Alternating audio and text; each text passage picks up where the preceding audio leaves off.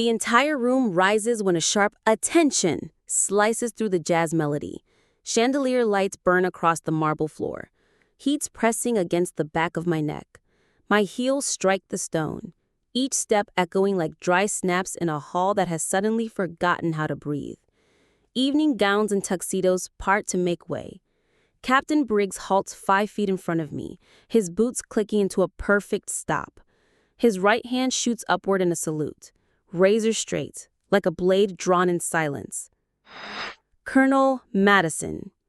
His voice cracks through the air, steady and commanding, bouncing off the crystal walls like a war drum. A black case opens with a quiet snap, metal against velvet. Inside lies the silver star, gleaming cold, harder than the champagne-sweet air around us. The violinist is frozen mid-stroke. Glasses hover midair. Somewhere a fork clatters onto porcelain and rattles in the silence. I rise slowly, spine straight, shoulders locked. The pin touches fabric above my heart, a chill piercing through silk anchoring me in place. My father does not lift his chin. My mother twists her napkin until the threads nearly split. And yet when Griggs steps back and the line of officers behind him salutes in unison, the room changes. From dismissal to reverence. From silence to recognition. In a single breath. And if you're wondering how this moment, this perfectly timed salute, ended up detonating in the middle of my brother's wedding, then we need to go back. Back to the night my house smelled of cedar and bourbon, and one sentence cut me out of the family story forever. My name is Emily Madison. To my parents, I've always been the invisible child. The one you don't bring up in conversations with the neighbors. The one you leave off the photo wall in the hallway. My younger brother Nick, he's the golden boy. The son my father brags about at dinner parties. The one whose milestones were printed on glossy invitations and announced in church bulletins. And me? I chose a different path. Not pearls and white dresses. Boots, camouflage, and still resolve.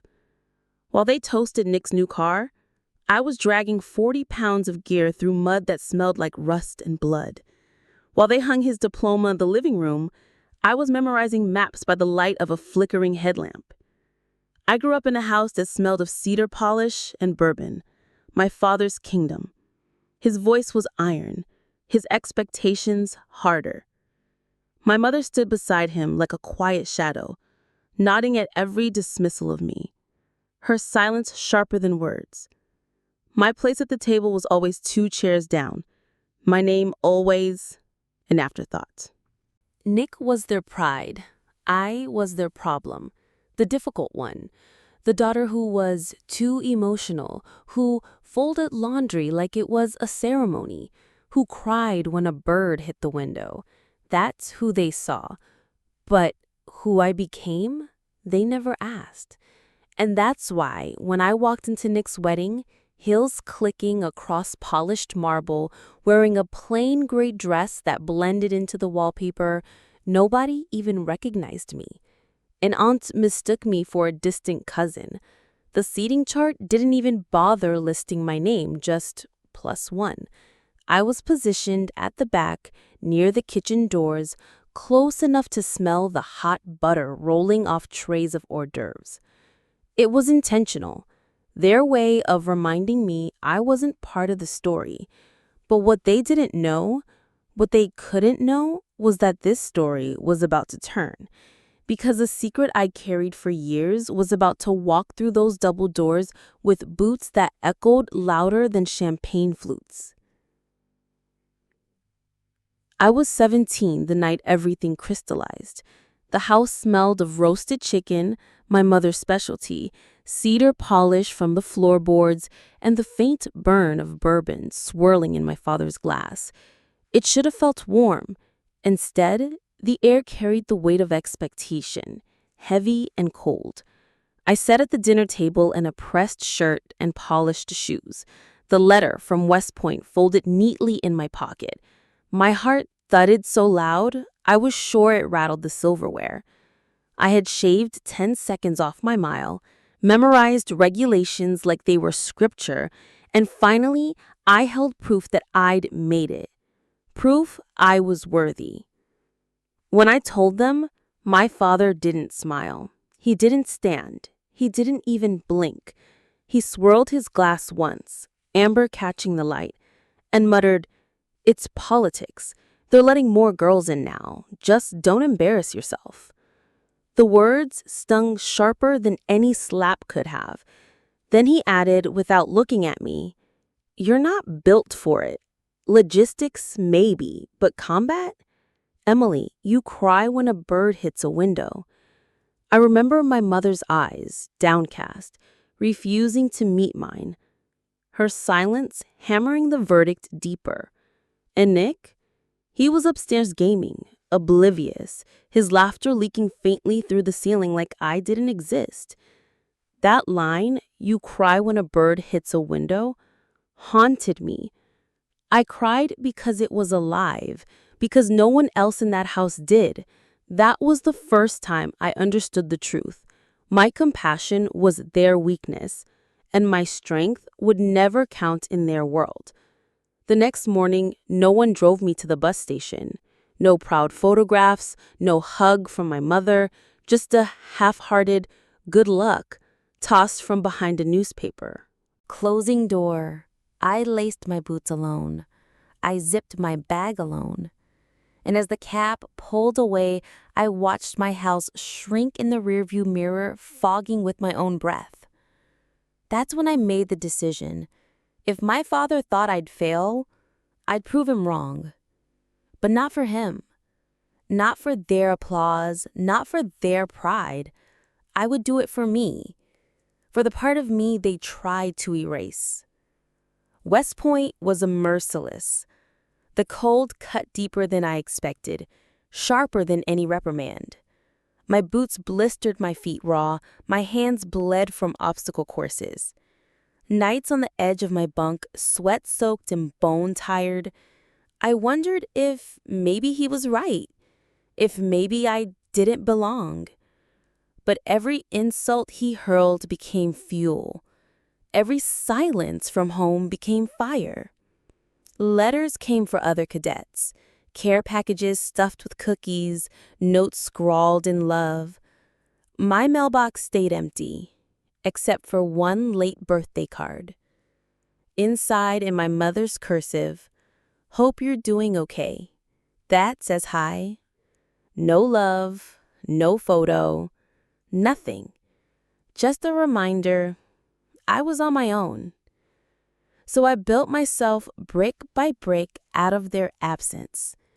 I learned to swallow blood after a fall, to run on torn muscles, to stare down authority without flinching. And slowly, doubt hardened into resolve. By the time I led my first unit through enemy territory, I no longer carried the hope of their recognition, only the fire of my own. But families have a way of circling back even when you think you've escaped.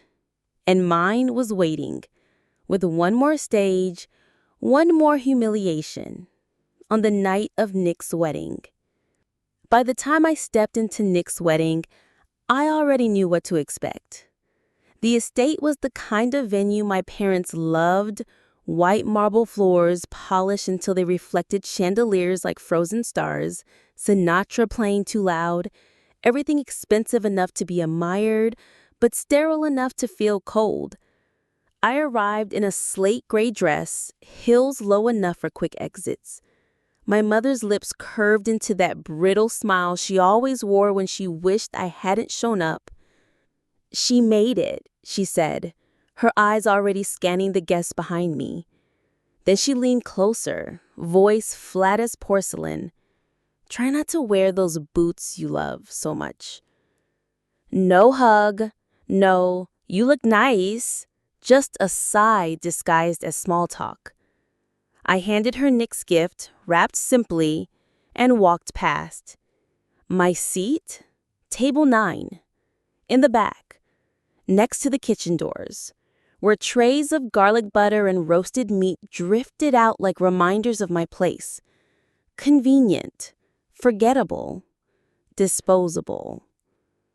Everyone important, family, colleagues, neighbors, sat closer to the stage. The slideshow began. Nick's life, curated in glowing photos and applause. Childhood baseball games, college frat parties, his first car. Even the clip of him climbing a tree as a boy. I remembered that day because I was the one who helped him up, pushing from below, steadying his hands. But the video cut out a second before I entered the frame, edited to erase me again. Then came the toast. My father raised his glass. His voice rang out clear, rehearsed, polished. Nick has always made us proud, brave, loyal, a natural-born leader. He's the son every father dreams of. I felt the words like bullets glancing past me. Not one mention of a daughter, not even my name. My mother nodded beside him, glowing in the spotlight, her silence as complicit as ever. For a moment, the room blurred. The crystal, the laughter, the swell of Sinatra. I wasn't angry anymore, just finished. Done waiting, done hoping they might see me. But then, the host stepped up to the microphone with a small envelope in his hand. His brow furrowed, like he wasn't sure what he was about to read. The crowd quieted. I felt the tension coil inside my chest. Something was coming. He cleared his throat. "Ladies and gentlemen," he began, voice growing more formal, "before the next toast, we have a recognition ceremony for someone very special among us tonight." The air shifted. Conversations died. Even the violinist paused mid-note. And in that silence, I realized the stage they built for Nick was about to be mine. Revenge doesn't always come in shouts or slammed doors. Sometimes it comes in silence, sharpened over years until the right moment cuts cleaner than any blade. For me, the plan began the night I left for West Point. My father's words, "Don't embarrass yourself," weren't just doubt. They were a challenge. From then on, every mile I ran, every blister I taped, every order I gave under fire became fuel. I didn't need his applause. I needed proof. Proof that when the world pushed me into the shadows, I could still carve my own place in the light. But I knew one thing. I wouldn't hand that proof to them on a silver tray. I wouldn't call home with updates. I wouldn't send letters begging for recognition. No. My silence was deliberate. Let them think I'd faded, that I was unremarkable, because the longer they underestimated me, the sharper the reveal would be. The key was timing. Recognition in the military doesn't come instantly. It's earned through sweat, grit, and scars. By the time I led a rescue mission that pulled 43 soldiers out of collapsing enemy territory, I knew my record could no longer be ignored. Command insisted on a formal ceremony. They wanted photos, headlines, an auditorium full of applause. I declined, politely. I wasn't interested in strangers clapping. I was saving the weight of that moment, saving it for the only stage that mattered. It wasn't difficult to arrange. One message to Captain Briggs, once my trainee, now a man with his own unit, and the pieces began to align. The Pentagon agreed. If I wouldn't accept the medal in Washington, they'd bring the recognition to me. They thought they were honoring my humility. They didn't realize they were giving me the perfect weapon. I pictured it carefully. Chandeliers blazing, champagne glasses mid-toast, my father's voice filling the hall with praise for the only child who mattered.